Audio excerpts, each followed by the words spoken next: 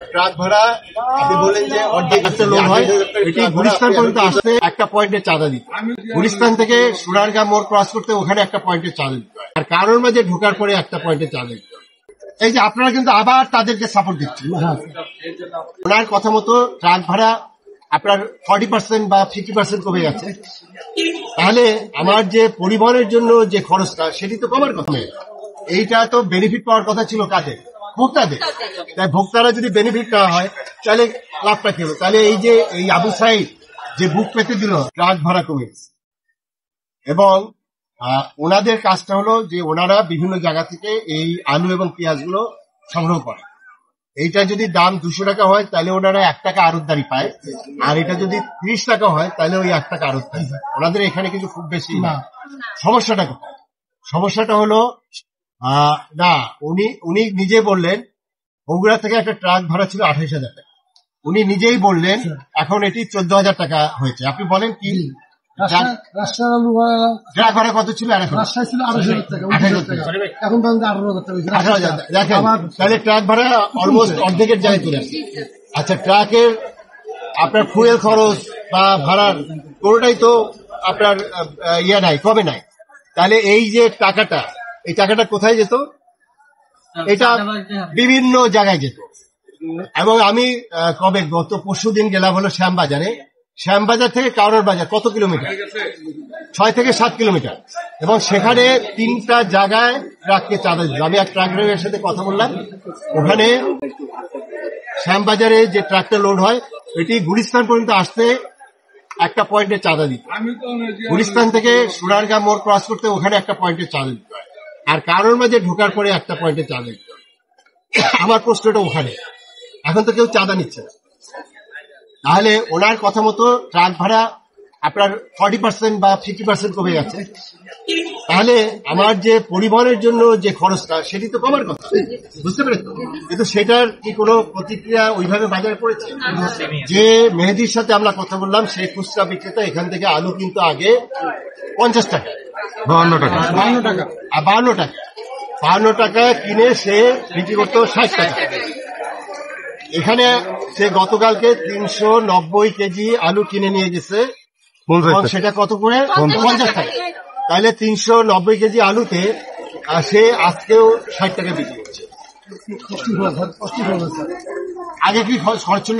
আগেও ছিল। তাহলে আপনারা আগে তো ওই যে ফুটপাতে বসতে তো টাকা দিত। এই যে আপনারা কিন্তু আবার তাদেরকে সাপোর্ট দিচ্ছেন। খরচ তো কোনো জায়গায় খরচ আরো কমেছে, কিন্তু ভোক্তা পর্যায়ে এই যে পরিবহনের টাকা লাগতেছে না, বিভিন্ন পয়েন্ট, আমি যেমন কারোর বাজারের উদাহরণ দিলাম, এই টাকাগুলো তো লাগছে না। তাইলে আপনার দাম যদি না কমে, এইটা তো বেনিফিট পাওয়ার কথা ছিল কাদের? ভোক্তাদের। তাই ভোক্তারা যদি বেনিফিট দেওয়া হয় তাহলে লাভটা কি হলো? তাহলে এই যে এই আবু সাইদ যে বুক পেতে দিল, আপনি পারতাম? আপনার সেই সাহস আছে? আমার সাহস, আমি বলি একদম, আমার সেই সাহস ছিল না যে আমি বুক পেতে দাও, যে এই জাতির জন্য আপনার জীবনটাকে স্যাক্রিফাইস, এরকম আরো আবু সাইদ 400-500 লোক মারা গেছে। তাহলে এদের যে স্যাক্রিফাইস, সেটার মূল্যটা কি? বুঝতে পেরেছেন? এই জায়গাটাই আমি আগামীকালকে আমি সমন্বয়কদের সাথে আমাদের অফিসে মিটিং করবো। আমরা পারি নাই, আমরা ব্যর্থ হচ্ছি, সেগুলো অনেকগুলো কারণ আছে। আমাদের ম্যান পাওয়ার নাই, আমরা সারা বছর কাজ করেছি, প্রতিটা মার্কেটে ঘুরেছি, কিন্তু আমাদের তো সেই লজিস্টিক নেই। আমাদের এখন একটা স্ট্রং শক্তি আছে, সেটা কি আমাদের এই যে ছাত্ররা তারা নিজের থেকে এগিয়ে আসে। ওরা কিন্তু ওই সরকারি চাকরির মতো বেতন নিবে না, তারা সুবিধা নিবে না, কিন্তু তারা এখন মাঠে আছে। ট্রাফিক ব্যবস্থা কি ঠিক হয়ে গেছে না? কেমনে কেন ক্লিয়ার? তাইলে কি তারা পরিবর্তন করতে পারে? এটা স্বীকার করতে হবে। আমরা পারি না, তারা পরিবর্তন করতে পারে। এখন আমরা তাদেরকে যেটা বলতে চাই, এই যে আমি ওদেরকে আজকে কেন নিয়ে আসছি, আজকে যেমন চালের ওখানে দেখাইলাম, এখানে আপনার এখানে দেখাইলাম, সমস্যাটা কোথায়? এই জায়গাগুলোতে লক করতে হবে। আর একটা বিষয় আছে, সতর্ক থাকতে হবে। যারা এই কাজগুলো করেছে, পথে পথে চাঁদাবাজি করেছে, বা এই পাইকারি খুচরা পর্যায়ের যে অনিয়মগুলো করেছে, কারণ বাজারের যে জিনিসটা 40 টাকা, শান্তিনগর বাজারে গিয়ে 80 টাকা হয়ে যায়, তাহলে কি হচ্ছে? ওই যে জায়গাগুলোতে এই অনিয়মগুলো ছিল, সেই অনিয়মগুলো তো এখন নাই, এই জন্য একটু দ্রব্যমূল্য আপনার একটা নিয়ন্ত্রণ এবং অনেক কমের দিকে। আর একটা জিনিস দরকার, আমাদের সতর্ক থাকতে হবে এখানে যেন আবার ওই নূতন নামে নূতন ব্যক্তি যাতে না আসে, এই জায়গাটায় আমাদের সতর্ক। এইটা যদি আমরা সতর্ক না থাকি তাহলে কিন্তু আমরা এই রেজাল্টটা পাবো। তাহলে এই যে আবু সাইদ তার জীবনটা উৎসর্গ করলো, সেই রেজাল্টটা আসবে। আমাদের ওই জায়গাটাই কাজ করতে হবে। এবং এই জায়গায় আমাদের যে ছাত্র ভাইরা, তারা তো আমাদের সন্তানের মতো। আমি তো ঢাকা বিশ্ববিদ্যালয় থেকে সেই 90-এর সময় বেরোচ্ছি, এখন থেকে কত বছর আগে, 34 বছর আগে, তাই না? সেই 34 বছরের আগে ওই মুখগুলো আমরা দেখতেছি। তারা এখন যেভাবে আপনার একটা পরিবর্তন আছে, সারা পৃথিবীর ইতিহাসে এরকম না, সারা পৃথিবীতে এরকম এক্সাম্পল দেখাতে পারবো। কিন্তু তাদের এই অর্জনটাকে আপনারা আবার সেই জায়গায় না নিয়ে যান, দয়া করে।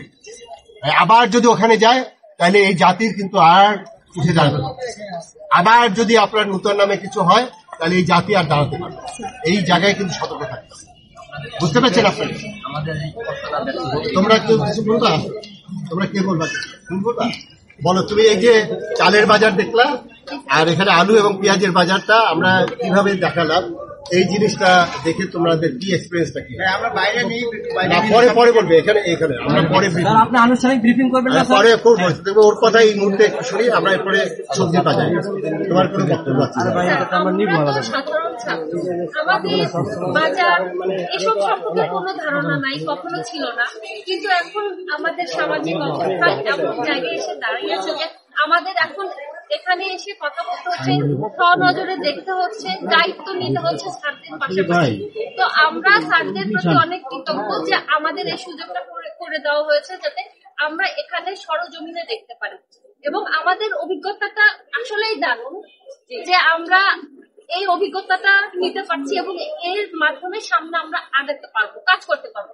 আমাদের যারা আছে, আমাদের টিমে কাজ করছে, তাদেরকে আমরা পরামর্শ দিতে পারবো যে চলো আমরা এভাবে কাজ করি, এরকম আমরা এখন থেকে চেষ্টা করব প্রত্যেকটা লিফলেট একটা করে দোকানে থাকবে বাধ্যতামূলক, এবং এই সতর্কতা সবাই মানে অবলম্বন করবে, মেনে নিবে এবং তাদের একদম জানা থাকবে। এবং এখান থেকে আমরা যা শিখলাম যে আপনারা যাদের কাছে বিক্রি করছেন, খুচরা বিক্রেতা, তাদের সবার ডিটেল, ফোন নাম্বার সহ, যাতে আমরা তাদের সাথে কথা বলতে পারি, সেই সুযোগটা আপনারা আমাদের করে দিবেন, আপনারা রাখবেন, আপনারা সচেতন থাকবেন।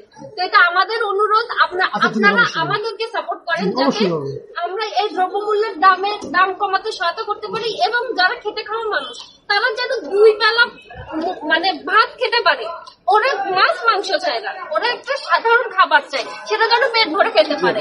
এই জন্য আমাদের সবারই সচেতন থাকতে হবে, সবারই কাজ করতে হবে, সবার জায়গা থেকে।